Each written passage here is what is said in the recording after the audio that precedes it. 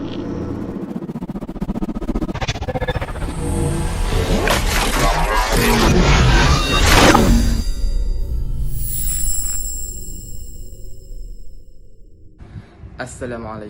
My name is Muhammad Aidil Hakimi bin Muhammad Yusuf.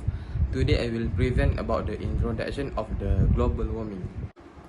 First and foremost, technological development has been one of the main activities that been implemented by every human being, especially from related organizations from countries around the world such as United States, Russia and China.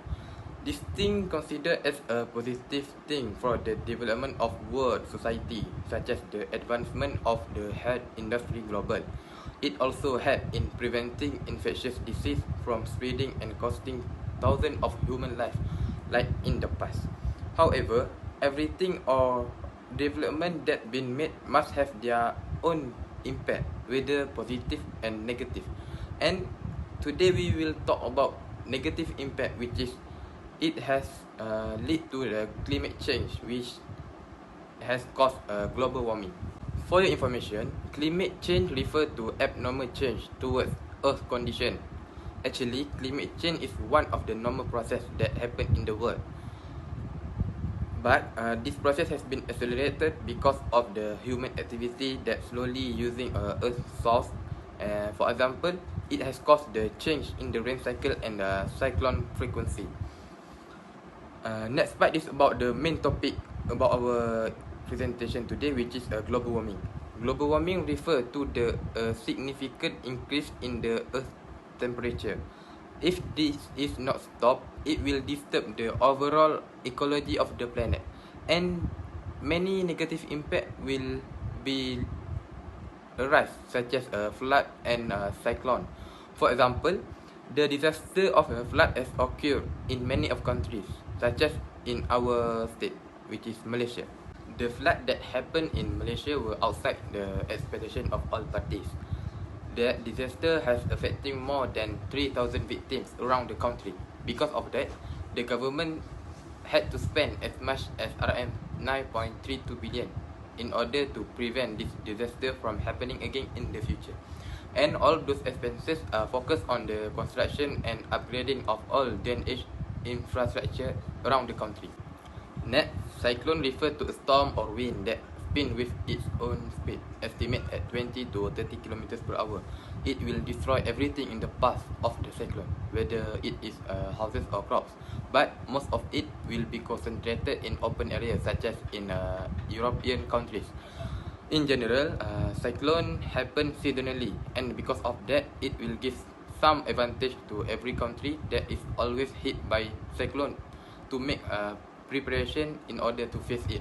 For example, countries that are known to always be hit by cyclone are United States. In United States, cyclone were known as a common disaster because of the position of the country is in the path where the wind passes. In December 2021, one of the city in the United States, which is known as Kentucky, has been hit by cyclone, which is this disaster has caused more than 50 people to die in the incident. Assalamualaikum warahmatullahi wabarakatuh. My name is Muhammad Afiq Ashraf bin Jamali. So for my part, I will discuss furthermore about what kind of factors that lead to the global environmental issue in our world right now. So one of the factors that lead to global environmental issue in our world is global warming. So what is global warming actually? Global warming can be defined as a phrase that referring to the consequences of the human activities in our world right now. So what human have done actually? Okay, some of the human activities that leads to global warming, such as burning of the fossils such as coal, oil, and also gas, and also deforestation, also one of the activities that leads to global warming. This kind of activities actually cause the release of the greenhouse gases. So the main key point here is what is greenhouse gases. So greenhouse gases are gas that exist in our atmosphere that are competent and able to trap the heat. So basically, during day, the sun will shine through our atmosphere and warm our surface of our Earth. However, during night, the Earth's surface will let go the heat back to the atmosphere and the air. So, with the existence of a huge amount of greenhouse gases, it will trap the heat in our atmosphere and keep our Earth warm. There are several factors that lead to the global warming. The first factor is fossil fuel burning. What is fossil fuel actually? Okay, it is decay flora and fauna that breed underneath the land or the rock. It is actually took 1,000 years for it to become a full or a carbon layer. Coal, oil and natural gas are among the non-renewable fuels that we call fossil fuels. So, carbon dioxide and greenhouse gases will be released when fossil fuels are burned, and it also will trap the heat in the atmosphere. So, the next factor that contributes to the global warming and also climate change in our world is deforestation. So, most of the people think that vehicles produce the most value of carbon dioxide to the atmosphere rather than deforestation. Actually, logging and deforestation also expected to be the most contributed to our global warming, because when the logging activities have done, when the trees are cut down, a huge amount of carbon dioxide will be released from the tree and will be released to the atmosphere and trap the heat. The statistics shows that countries like Malaysia and Indonesia have a large scale of deforestation for the purpose of urbanization and also economic purpose. Hi, Assalamualaikum. Good morning, everyone. My name is Ainaja binti Safi. On this part, we will be discussing on the role of state and non-state actors. Generally, state and non-state actors are the two most visible types of international actors. The domination of a government of a nation, such as United States, are known as state actors. They dominating foreign affairs. They have military power and also controlling in decision making. Meanwhile, for non-state actors such as NGOs, they tend to influence state actors but are not aligned with the state. They have international politics through globalization and social movement. These have given them a power to influence a nation. States have various efforts in combating global warming and climate change. Firstly, by developing a climate change program. For instance, the governments of India have an afforestation initiative through a centrally sponsored scheme on June 2018. These efforts have managed to restore and protect the forests of India, and also they managed to counteract the global warming. Secondly is the investment in technology. According to the United Nations studies, this initiative have a favor in reducing the greenhouse gas emissions. For instance, solar, air, wave and geothermal power are alternative of fossil fuels. These efforts has a tremendous potential due to renewable energy resources that are available worldwide, plus it is by nature. Finally, states need to support small agricultural producers. This is because farmers have a potential to reduce usage of petroleum-based of pesticides and fertilizers, and also it can use to reduce the dependence on fossil fuels for farming. Not to mention, it can also help to reduce greenhouse gas. Next is the roles of the non-state actors such as NGOs. Firstly, by promoting awareness, like the Environmental Society in Malaysia through the Environment I Care program, which aims to educate and to develop an understanding of the important living in a sustainable lifestyle among university students. To reduce global warming, it requires an environmental awareness that can develop critical and creative thinking skills which can heal the environment. So please remember guys, no awareness means no action. Secondly, NGOs can help to create funds because most developing countries are lack of resources and technologies. For example, the Green Climate Fund is part of the financial system which helps the world to reach international climate change targets. This shows that funds can help alleviate global warming by helping the poor nations to control or reduce their greenhouse gas emissions. Lastly, environmental NGOs can use law to defend communities and also prevent climate change to happen. For example, Earth Justice is one of the NGOs that helps to investigate the main source of climate change, fossil fuel use, and also exposes its implication. Overall, the state and non-state actors must take action and also alter their policies to address global warming more effectively. However, individuals also plays a vital role of being a responsible citizens in order to protect the environment. Indeed, this shows that we must work together in order to protect the earth. That's all from me. Thank you. Assalamualaikum warahmatullahi wabarakatuh. I am Muhammad Shazwan bin Muhammad Razman. I would like to talk about theories that related to state and non-state actors.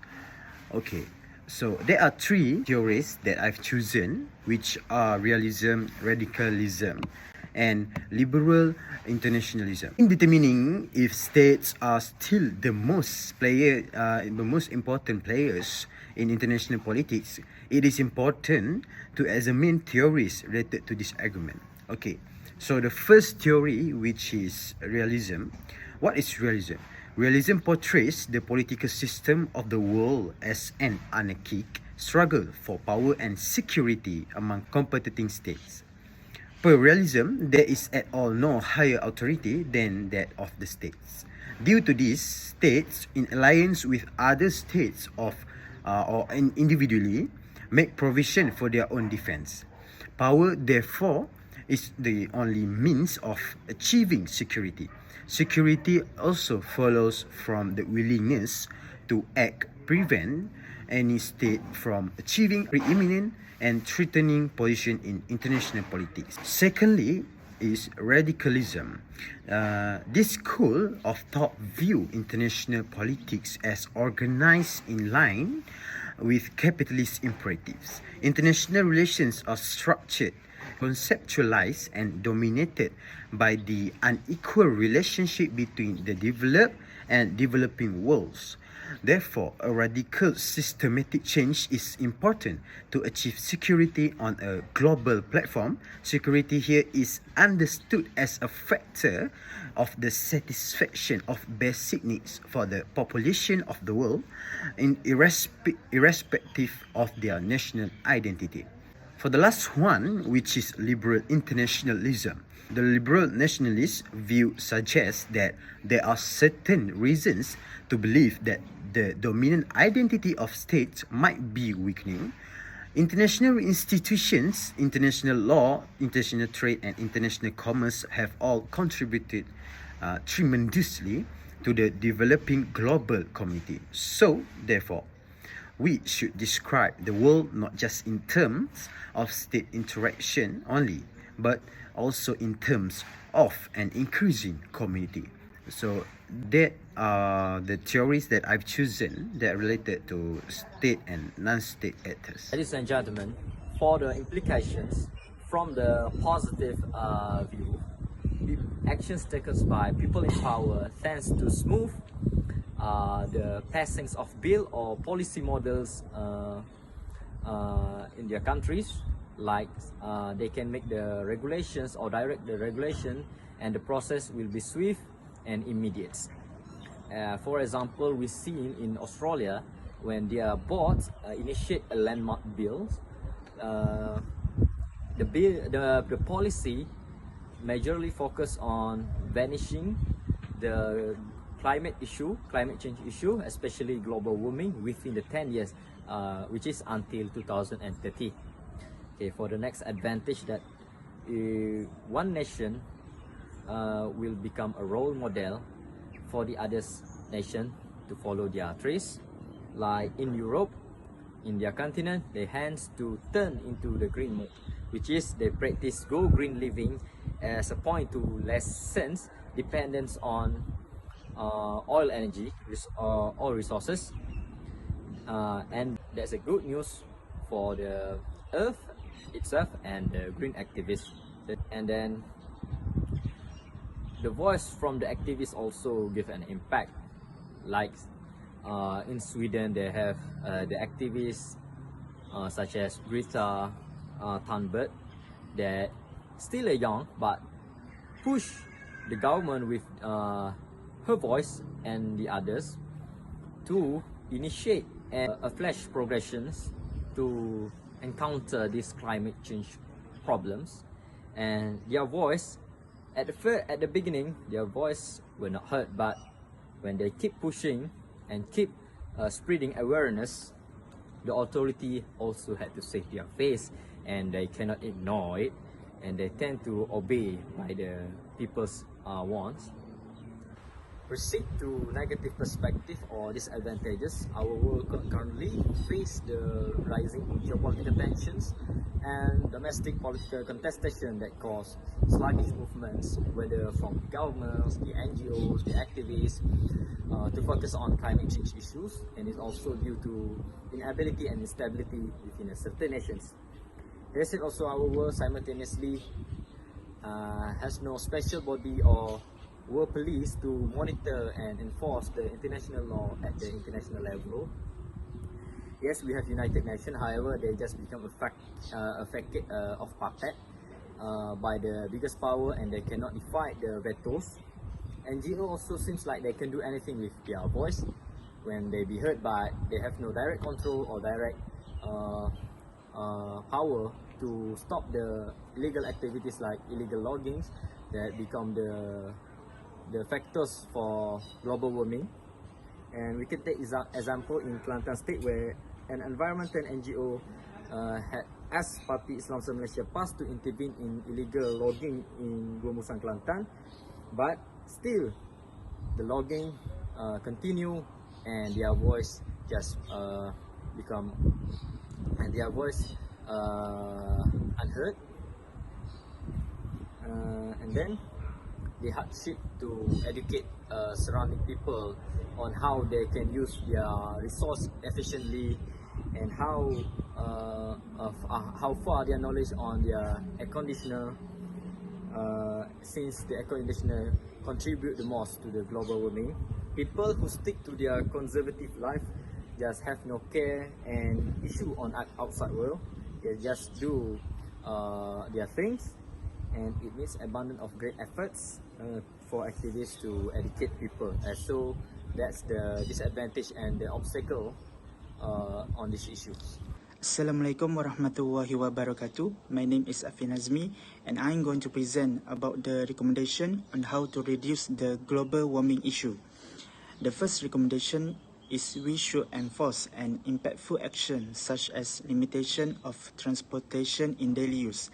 It's because when there are many people use vehicle daily, it obviously can emit around many pounds of carbon dioxide in a day. The widespread release of carbon dioxide surely can create greenhouse phenomenon. According to the report in United States, collectively, cars and trucks account for nearly 1/5 of all US emissions, emitting around 24 pounds of carbon dioxide and other global warming gas.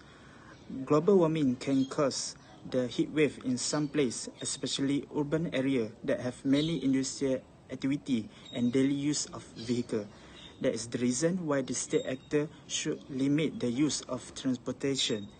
If these actions are implemented, we can reduce the global warming issue in the future. Furthermore, state actors should implement some awareness to the society about the global warming. Nowadays, people especially in urban areas really do not concern about the impact of global warming. State actors must cooperate with any multimedia to share knowledge about this issue.